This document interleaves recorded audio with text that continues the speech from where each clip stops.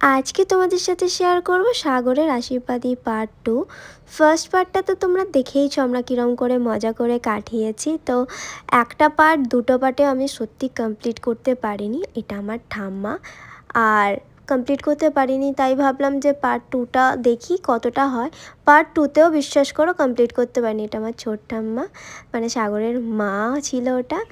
আর complete করতে পারিনি, তো ভাবলাম যে ফাইনালি থার্ড পার্টটা হোক। এত লম্বা লাইন যে আশীর্বাদী হয়ে যাচ্ছে শেষ আর হচ্ছে না।